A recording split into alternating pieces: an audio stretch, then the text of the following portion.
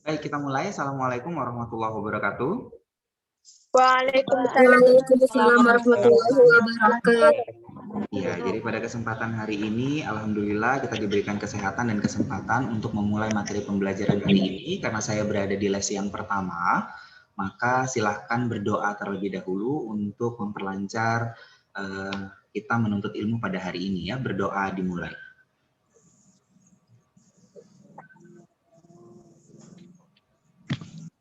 Baik, berdoa selesai. Ya, jadi pada kesempatan pagi hari ini kita akan memulai pembelajarannya. Saya akan mengampu materi TPS kuantitatif. Mungkin ini adalah sesuatu yang berbeda buat kalian. Ini adalah sesuatu yang baru buat kalian.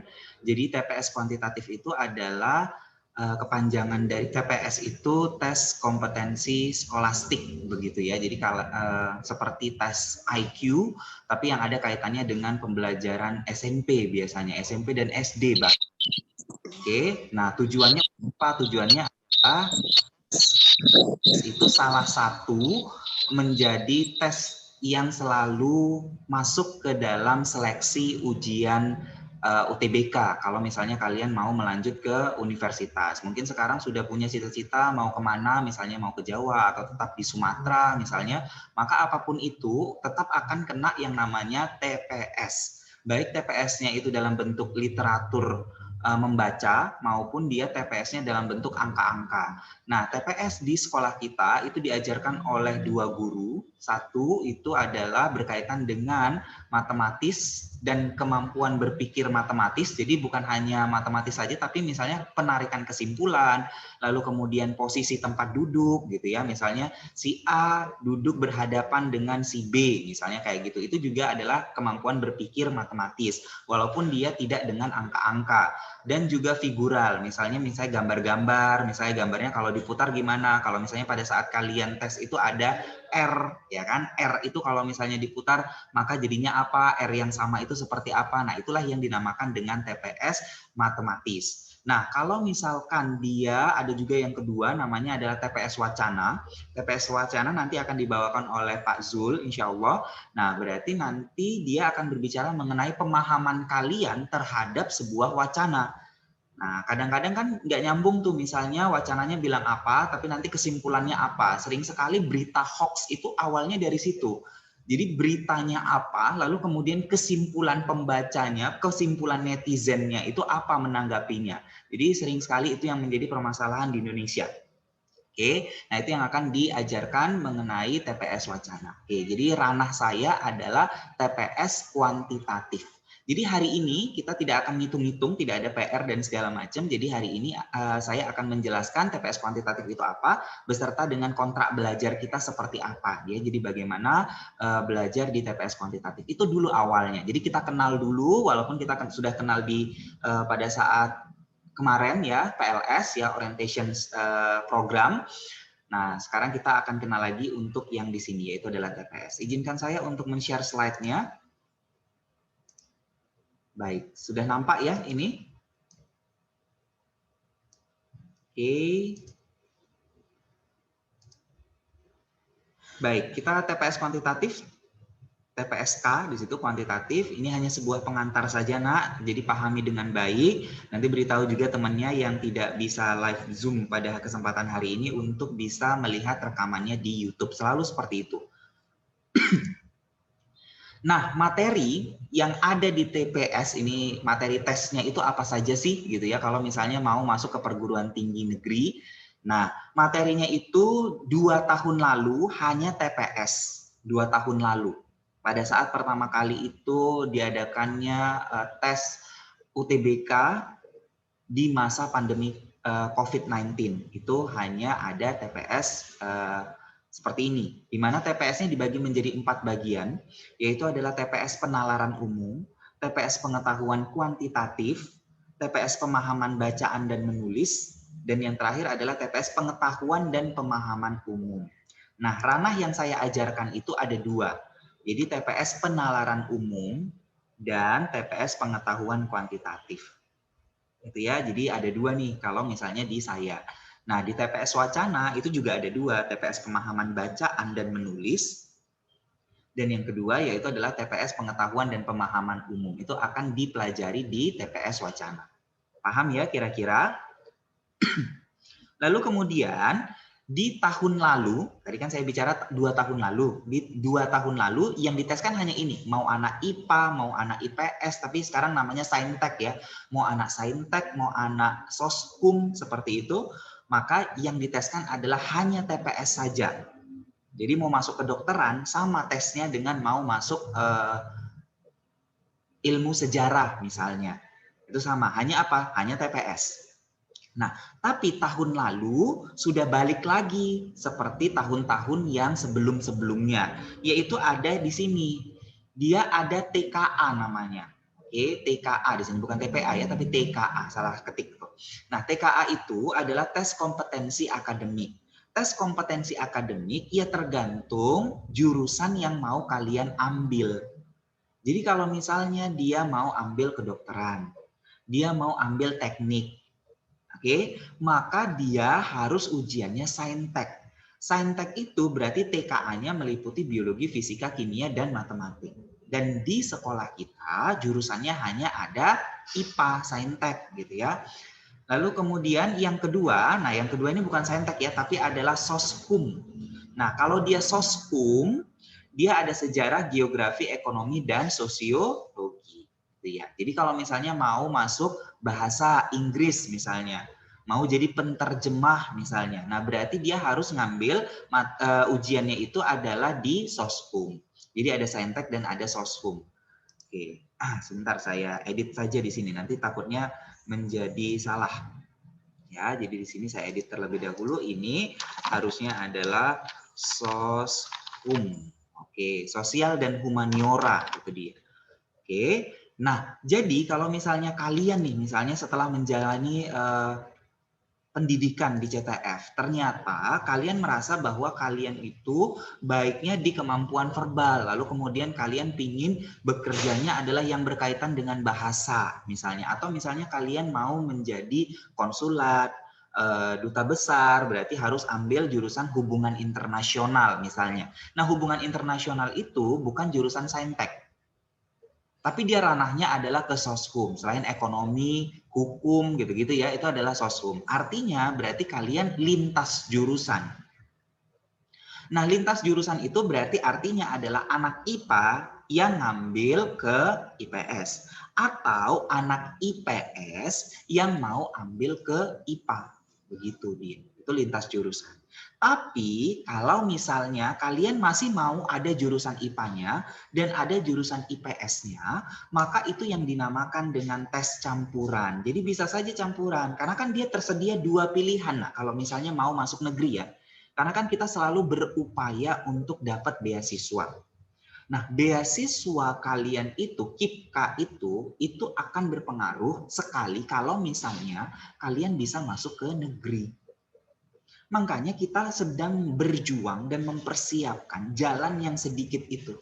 Jadi masuk universitas itu banyak caranya, banyak pintunya. Bisa dari undangan, bisa dari jalur tes, bisa dari mandiri gitu.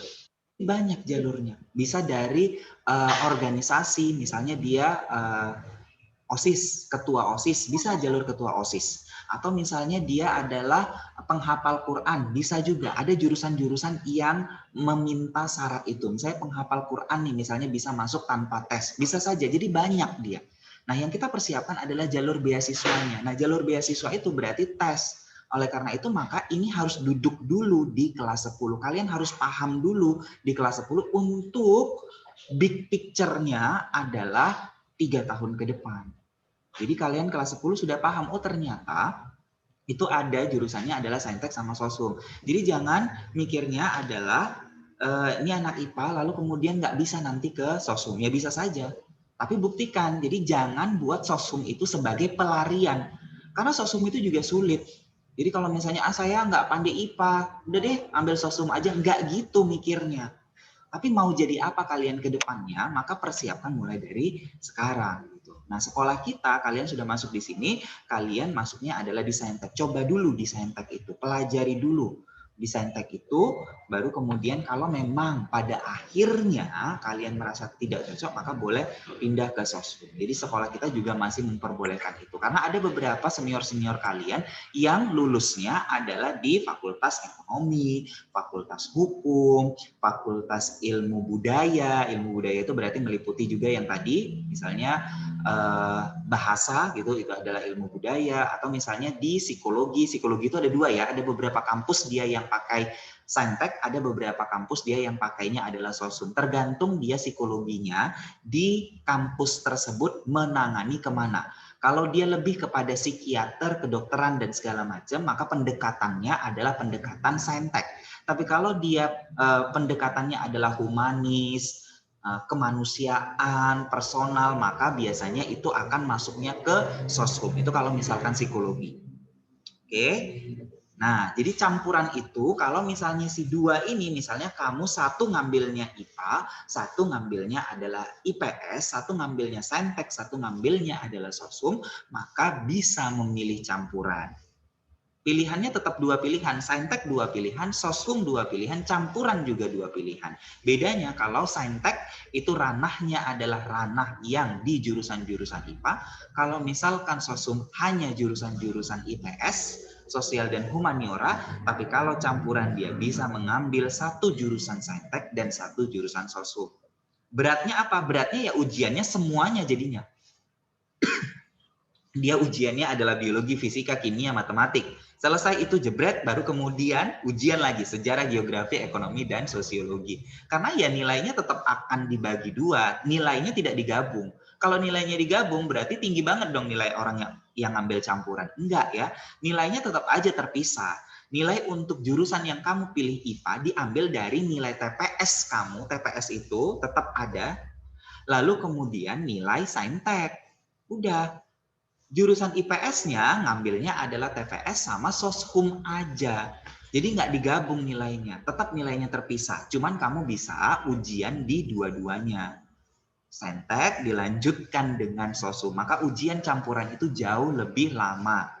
Ya, biaya tesnya juga jauh lebih besar. Tapi kalau misalnya kamu pemegang KIPKA, maka tesnya itu gratis. Begitu. Nanti di kelas 3 akan ada berbicara tentang bimbingan karir yang akan diasuh oleh BK. Jadi nanti di situ akan diarahkan terus-menerus. Makanya di awal secara bertahap diminta tuh data-data kamu, misalnya data orang tua, lalu kepengurusan ini itu dan segala macam. Untuk apa? Untuk pengurusan KIPKA tersebut.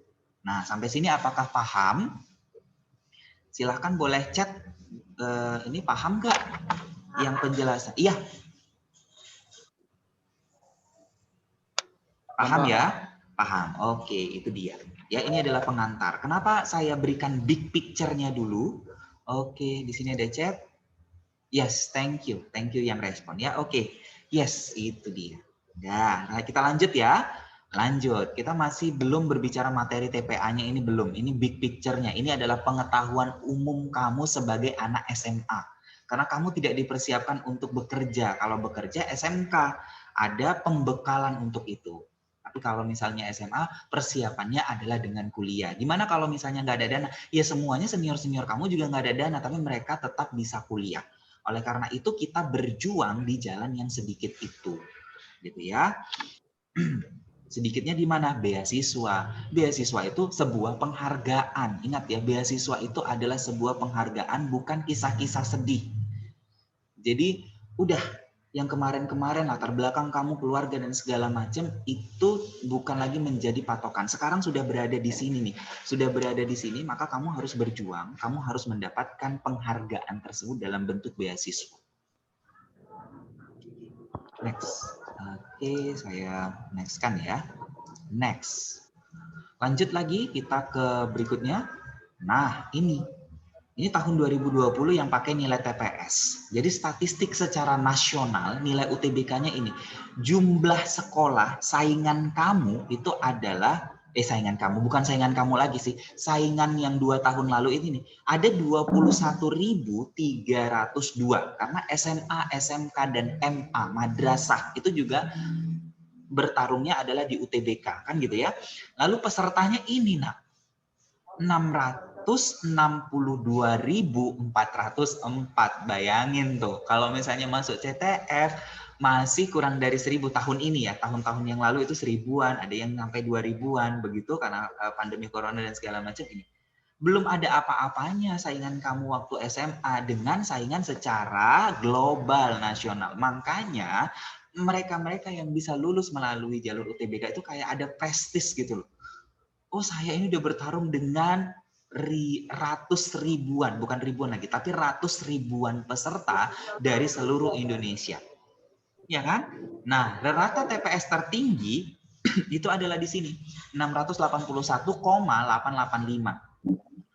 Tapi yang terendah itu adalah 353,725. Ya, itu kalau misalnya kita lihat statistik secara nasional. Nah, kita lihat lagi posisi 100 besar. Ya, nah di sini ini adalah ranking 5 besar. 5 besar nasional. Kita ada nggak ada? Kita nggak masuk. Ya, yang masuk yang mana? Yang masuk Unggul Del. Nah, kalau dari Sumatera Utara itu Unggul Del masuk ke 5 besar. Itu. Jadi jalan kita masih panjang. Ya, jadi yang paling penting adalah kalian tetap berusaha dulu. Ya, ini kan statistik secara nasional ya. Kalau yang posisi kita kemarin sudah saya terangkan juga kemarin. Nah, ini adalah 5 besarnya. Siapa saja? SMA unggulan MH Tamrin di Jakarta, lalu kemudian ada MAN. Lihat tuh anak-anak MAN yang ngapalin Quran dan segala macam, ternyata di nasional juga oke juga kan? Gitu. Oke, jadi mereka juga punya beban lebih selain daripada belajar yang biasa, mereka juga bebannya adalah belajar agama. Kan biasanya kayak gitu kalau misalnya madrasah. Nah, atau misalnya kalian yang dari MTS misalnya. Jadi jangan mikir, oh saya dari MTS, oh saya dari pesantren. Berarti saya nggak bisa dong bersaing dengan pelajaran-pelajaran lokal. Ini buktinya. Ya, anak MAN itu dia berada di posisi 2 nasional, nah dari 21.000 itu. Oke. Nah, baru kemudian di sini Unggul Del Sumatera Utara, lalu SMA Negeri 8 Jakarta, dan Surabaya Jawa Timur. Nah, dari sini ada nggak sekolah yang berbeasiswa? Ada. Jadi MH Tamrin ini sekolahnya juga sama, beasiswa. Bedanya mereka tidak melihat faktor kemiskinan untuk merekrut siswanya. Jadi mereka memang murni dari nilai akademik, bisa atau tidak bisa. Jadi MH Tamrin itu juga beasiswa. Ya. MH Tamrin itu juga adalah merupakan sekolah berbeasiswa yang dimiliki negeri, ya, versi negerinya gitu. Itu adalah MH Tamrin. Jadi dia adalah sekolah negeri yang berbeasiswa. Semuanya juga masuk asrama, semuanya juga adalah berbeasiswa. Oke, jadi kita masih jauh dari situ. Oleh karena itu, kalian juga harus memicu bahwa kita harus tumbuhkan semangat. Oh, saya pasti bisa karena teman-temannya bisa. Ya, nah ini di mana kita, kalian sudah tahu jawabannya ya. Kita berada di posisi 9 di provinsi, tapi masih di 337 secara nasional. Berdasarkan data tahun 2020. Ini adalah perjuangan daripada senior-senior kalian. Sudah bagus kita sudah masuk ke, alhamdulillah ya, kita mensyukuri. Karena setiap yang terjadi, kalau misalnya kita bersyukur, maka nikmat tersebut akan ditambah. Tetap kita bersyukur. Oke, karena ini adalah sebuah perjuangan dari semua guru-guru, semua staf, semua pendukung, ayah bunda yang telah memberikan fasilitas segala macam. Jadi jangan sia-siakan itu. Kemudian doa orang tua dan perjuangan brother sisternya di sini. Nah, di 2001 belum keluar ya. Jadi yang kita lihat adalah rata hasil TPS kita. Ini hanya hasil TPS karena di 2001 seperti yang saya bilang tadi bukan hanya TPS kan tesnya, ada TPS dan TKA, kompetensi akademik. Nah, kenapa saya hanya buat TPS? Karena saya ngajarnya di TPS. Maka saya buat aja di sini rata hasil TPS. Ini statistiknya. Oke, jadi kuantitatif masih paling tinggi 587,05. Pengetahuan umum dan pemahaman umum itu 553,52. Ya, paling rendah bahkan. Lalu pemahaman bacaannya adalah 565,27 dan tes penalaran umum itu 558,80. Gitu. Itu adalah rata hasil TPS angkatan 9 yang barusan lulus data tahun 2021 di sini. Nah, lalu kita cek raratanya tersebut. Nah, kita lihat nih, persebarannya ini. Ada nggak yang sampai 1000? nilai maksimal, nggak ada. Dia di sini ya. Tapi ada yang di sini tuh jomplang kan dia. Nah, kalau tadi secara rata, ini adalah secara individu nih. Secara individu kayak gini-gini dia. Jadi kayak naik turun ini adalah yang paling tinggi, mana nih yang paling rendah? Ini ya yang paling rendah nih. Ini yang paling rendah di angka berapa sih? Di angka 300-an. Nah, di angka 300-an masih ada loh nih. Nah, oke.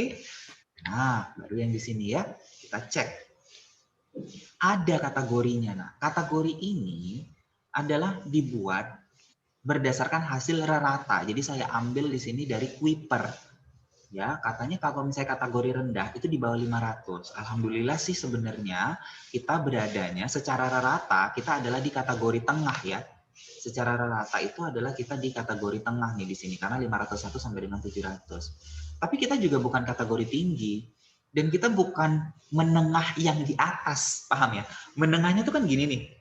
Kita bukan yang di sininya, tapi kita adalah di sininya nih, di sininya. Karena kita 500-an tadi kan, 600-an juga enggak, apalagi 700-an.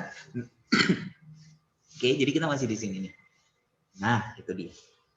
Nah, kita cek rata nilai kita. Tadi rata nilai secara keseluruhan ini ya, jadi yang 4 itu poinnya saya gabung jadi 1.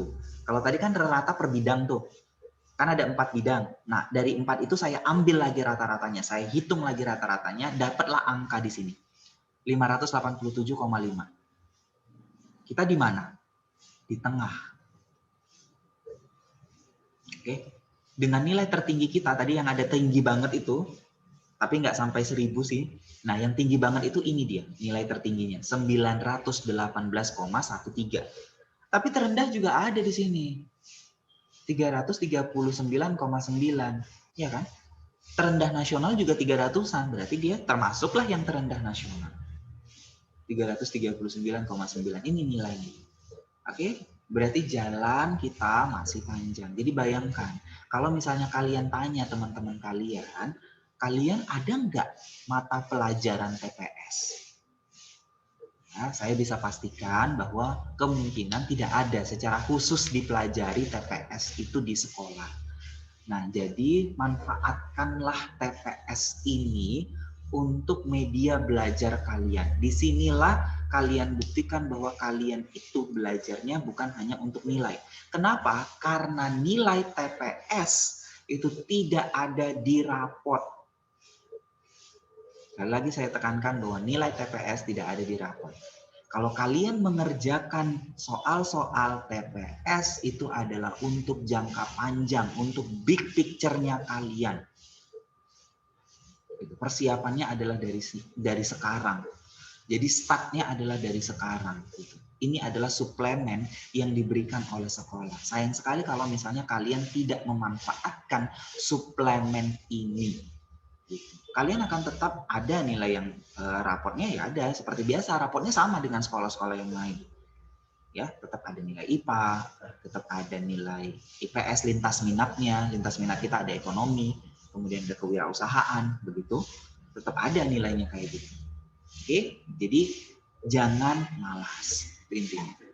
Ya, jadi bukan karena nilai kalian mengerjakan tugas-tugas, terutama untuk yang TPS ya, TPS kuantitatif ataupun wacana, tapi karena kalian sedang mempersiapkan kebutuhan besar kalian untuk menghadapi tes. Karena ini nanti kalau misalnya kalian sudah kena soal-soalnya, ini itu soalnya adalah sifatnya logika, bukan hafalan gitu dia. Jadi sifatnya adalah logika. Ada wacana, ya tergantung sama wacana itu. Ngapain kita ngapalin wacana? Kan wacananya bisa beda-beda, isinya bisa beda-beda. Jawabannya tergantung sama wacananya tersebut, misalnya. Kalau misalnya kasusnya adalah wacana. Paham ya? Itu dia. Jadi langkah kita ini masih jauh nih. Oke, oleh karena itu kita harus persiapkan terus, makanya kalian diberi suplemen, diberi pelajaran tambahan mulai dari kelas 10. Salah satu pelajaran tambahannya adalah TPS. Oke, perhatikan ini ya.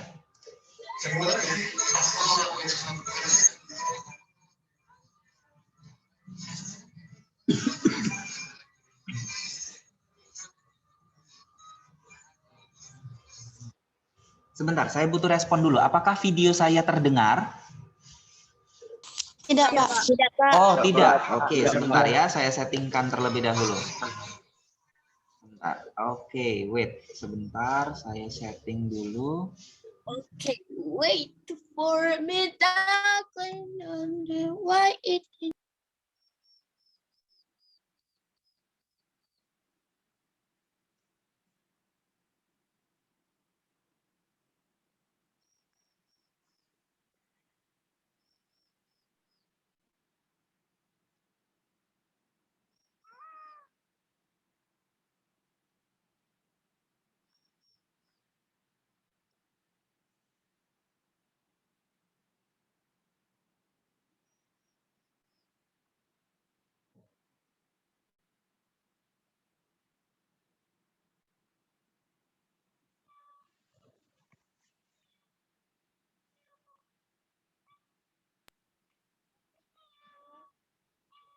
Oh iya, besar. Nah, tidak sengaja untuk mulai hari ini biasa.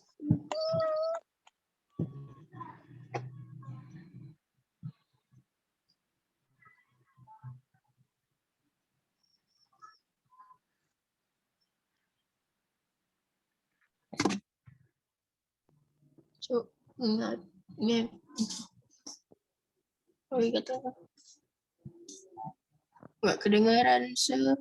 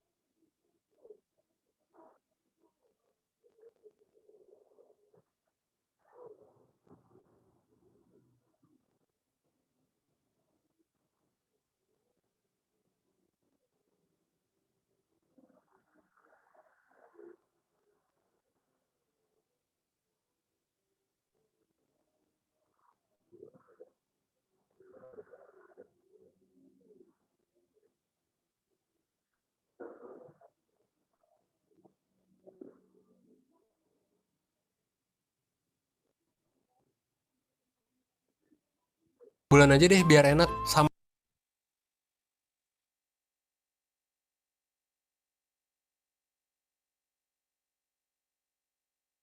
pada akhirnya pekerjaan itu nggak lo kerjain sama sekali. Nah pastinya banyak banget nih yang punya masalah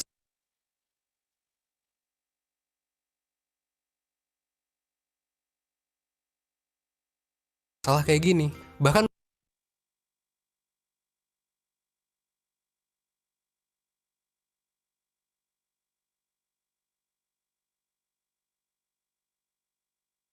gue sendiri juga ngerasain hal ini nih sekarang. Gak jarang kita semua nih selalu menunda-nunda pekerjaan yang sebenarnya penting buat hidup kita. Atau biasa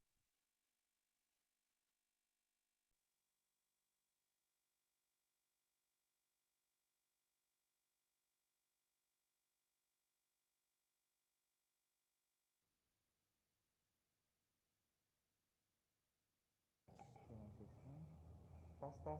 Masih belum? Mikrofon. Bukan tes. Tes. Speaker mikrofon ini kayaknya.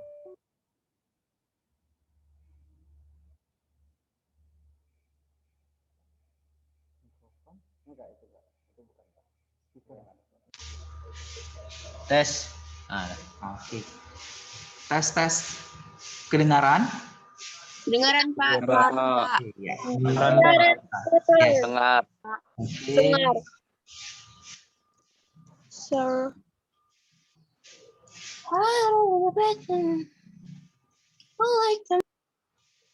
Biasanya juga kita semua suka mengerjakan Udah dengar? sesuatu pekerjaan di akhir tenggang waktu yang udah dikasih gitu. Jadinya kayak ditunda-tunda terus. Entah itu nunda olahraga, nunda kerja, nunda ngerjain PR, dan lain sebagainya lah. Padahal nih, sebenarnya perilaku tersebut itu bisa dibilang gak baik kalau keterusan. Dan pada akhirnya kemungkinan akan membuat hasil kerja lo jadi gak maksimal. Nah terus kira-kira apa sih penyebab hal ini? Penyebabnya harusnya ya beragam sih. Tapi biasanya nih, yang paling sering gue denger, penyebabnya adalah rasa malas. Gue gak tahu nih udah berapa kali gue ngeliat di comment section, banyak banget yang nge-request tentang video. Kak gimana nih mengatasi malas? Kak gimana nih biar gak menunda-nunda pekerjaan? Dan lain sebagainya. Intinya sih banyak banget yang struggle dengan perasaan malas. Pertanyaannya, terus gimana dong cara supaya kita bisa mengatasi rasa malas dan melawan kebiasaan untuk menunda-nunda? Nah, jangan khawatir, lo coba tonton video ini sampai habis karena gue bakal ngebahas tentang salah satu prinsip yang bisa lo pakai buat mengatasi dan melawan rasa malas. Tapi sebelum gue lanjut, mending lo subscribe dulu nih dan lo nyalain notification bell-nya biar lo gak ketinggalan video baru dari 1%.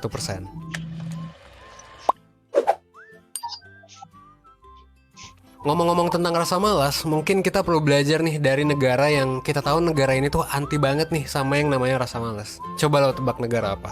Yes, negara Jepang. Seperti yang kita tahu, Jepang itu terkenal dengan etos kerjanya yang baik dan orangnya yang disiplin. Tapi pertanyaannya, kok bisa sih sebuah negara bisa punya budaya kayak gitu? Nah, ternyata dari kecil mereka tuh udah dilatih untuk punya prinsip tertentu. Dilatih ngapain? Mereka itu dilatih buat mengulang nih berbagai macam rutinitas kecil yang positif setiap harinya. Dan rutinitas ini akhirnya jadi membudaya dan mereka pakai terus sampai mereka dewasa. Jadinya pas udah gede nih dan udah dewasa, orang-orang Jepang ini jadi pribadi yang disiplin dan gak malas-malesan.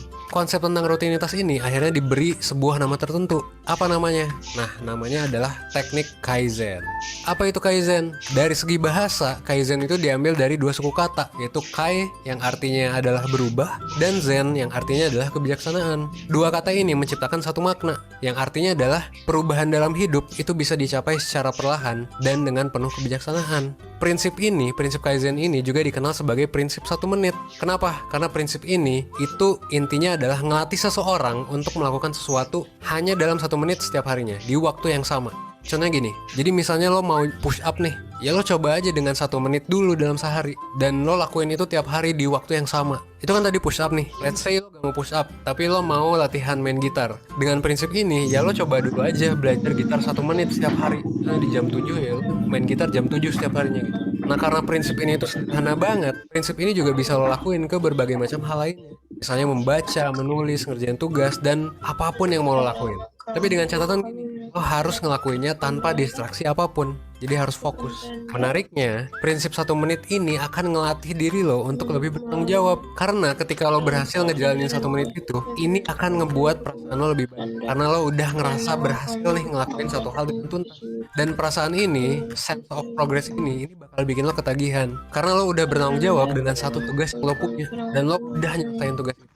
Jadinya kayak tadi ya, ada sense of progress dalam hidup lo. Dan ini bakal bikin lo ketagihan. Karena bikin nagih, 1 menit ini juga kalau lo rutinin nih setiap harinya, biasanya bakal nambah-nambah terus. Jadi lo bakal mulai ketagihan di hari-hari setelahnya. Mungkin hari pertama lo cukup dengan 1 menit sama main gitar atau apa gitu. Tapi di hari selanjutnya, mungkin 1 menit itu jadi nambah ke 5 menit. Dan di hari-hari selanjutnya nambah lagi sampai 20 menit. Sampai mungkin bisa berjam-jam lo ngelakuin hal itu.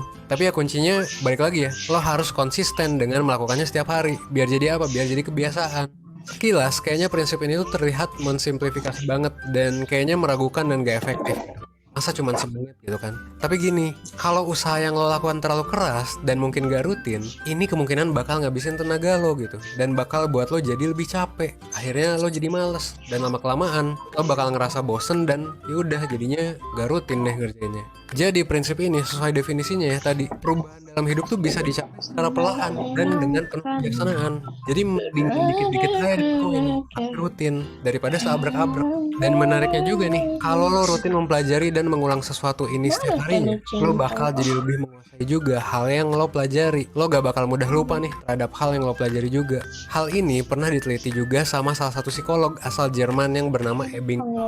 Di penelitiannya, dia mempelajari tentang kemampuan mengingat, jadi tentang memori. Dia bilang bahwa kemampuan mengingat seseorang itu bakal menurun drastis kalau cuma dapat informasinya sekali dan seabrek-abrek. Apalagi kalau gak pernah direview dan diulang lagi nih informasinya. Tapi ada pengecualian. Ketika lo melakukan repetisi atau ketika lo mencoba mengulang kembali nih materi yang udah lo pelajari besok-besoknya, jadi dilakuin secara rutin, bukan cuma lo akan jadi lebih ngerti, tapi informasi yang lo simpen ke otak lo itu bakal nempel banget. Jadi gak hilang nih informasi yang lo pelajari. Istilahnya, memorinya tuh masuk ke long term memory lo gitu. Dan secara gak langsung, prinsip Kaizen ini sebenarnya sejalan banget sama apa yang ditemukan oleh Ebbinghaus tadi. Ketika lo mengulang satu hal, secara gak sadar hal tersebut bakal jadi suatu habit, bakal ke long term memory lo, dan lo bakal jadi master dalam hal tersebut. Prinsip Kaizen ini juga bisa dikerjain sama siapapun dan bisa diterapkan di bidang kehidupan apapun. Karena gampang banget kan, lo tinggal ngeluangin waktu at least 1 menit lah setiap harinya. Dan yang gue suka dengan prinsip ini juga adalah karena prinsip ini sejalan banget sama visi 1% dengan ngebuat lo jadi lebih baik nih, seenggaknya 1% setiap harinya. Karena kalau lo terus tambahin nih 1% knowledge lo tiap hari, lama-lama setiap harinya itu knowledge lo bakal bertambah jadi ribuan persen efeknya gitu. Compound interest, bahkan bisa lebih dari itu. Nah inilah yang dinamakan dengan compound interest ya. Kenapa gitu? Sebenarnya ini sama kayak investasi, tapi investasinya itu investasi ke otak lo.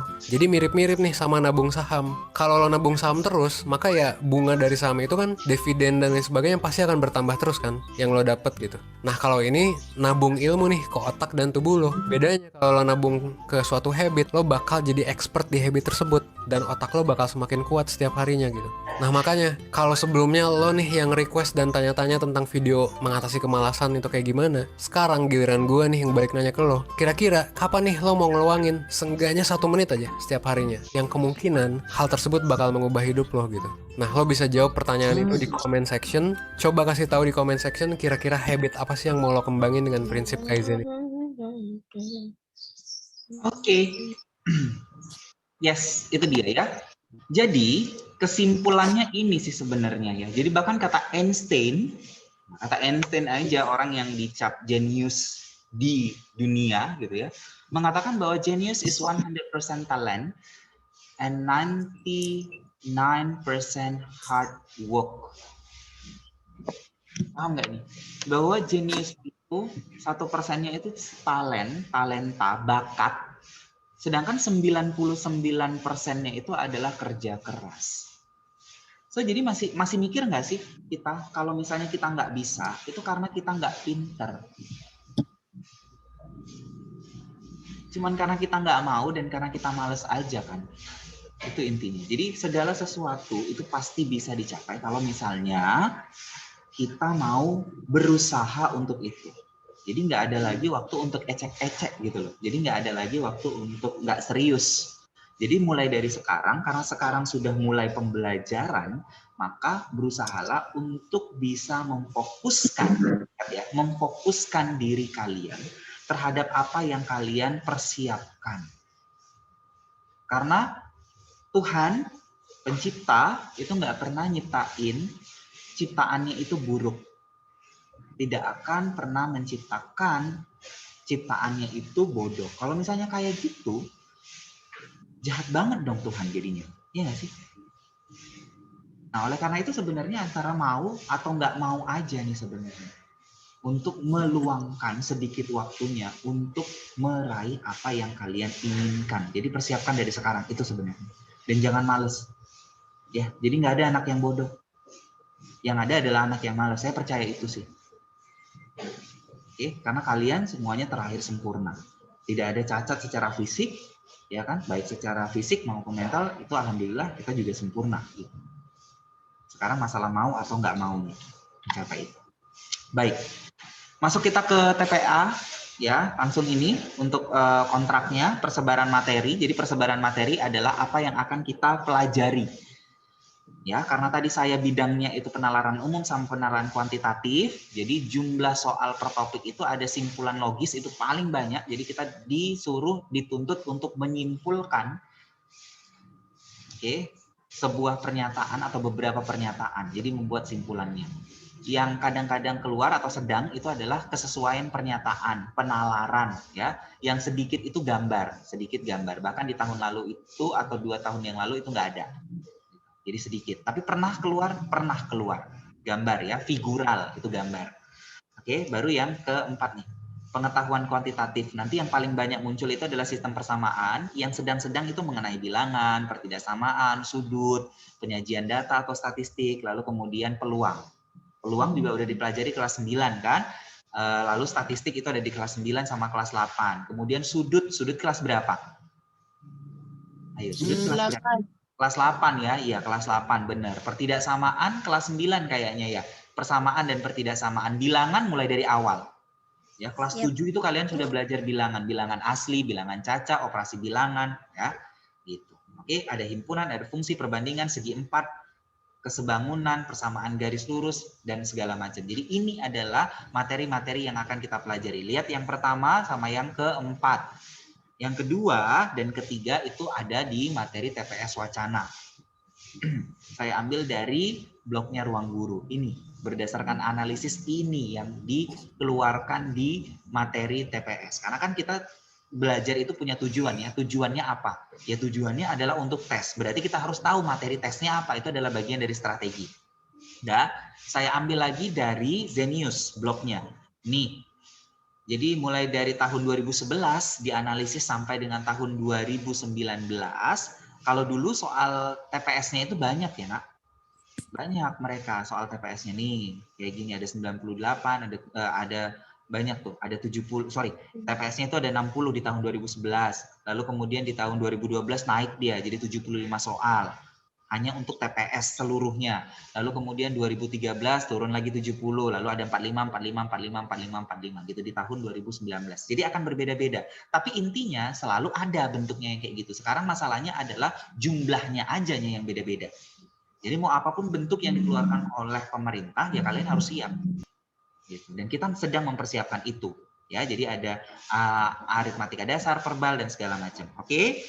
Ya, ini dia.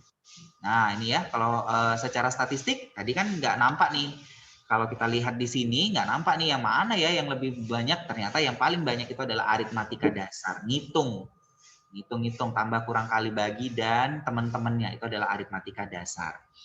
Oke, jadi itu hampir 100% ya keluarnya. Oke, ini dia. Nah, jadi ini apa yang harus dipersiapkan pada saat pembelajaran. Jadi ada 2 hal sih sebenarnya yang dipersiapkan, yaitu adalah alat tulis sama kertas atau buku. Kenapa? Karena learning mathematics, kita bicaranya adalah dengan mathematics ya, karena ngitung-ngitung. Jadi matematik itu bisa ngitung-ngitung maupun kesimpulan, atau bisa diterapkan juga ini, kata-kata ini dalam pembelajaran TPS. Jadi learning mathematics is doing mathematics. Jadi beda caranya kalau misalnya kita belajar yang kaitannya adalah dengan pemahaman membaca misalnya kayak gitu ya, berarti harus banyak baca kan. Tapi kalau misalnya learning matematik ya harus mengerjakan, ya doing matematik gitu. Jadi bukan hanya ngapal, hafal itu secara otomatis bakalan teringat kalau misalnya kita sering mengerjakan soal yang seperti itu. Jadi pembiasaan itu yang kita biasakan di CTF. Jadi learning mathematics is doing mathematics. Baik, itu saja. Sebelum saya tutup, apakah ada pertanyaan mengenai ini? Karena waktu saya sudah terambil. Enggak ya?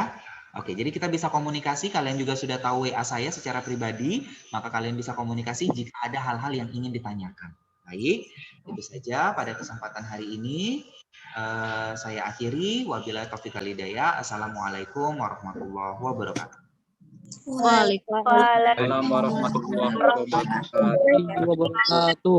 warahmatullahi Oke, wabarakatuh. thank you for joining.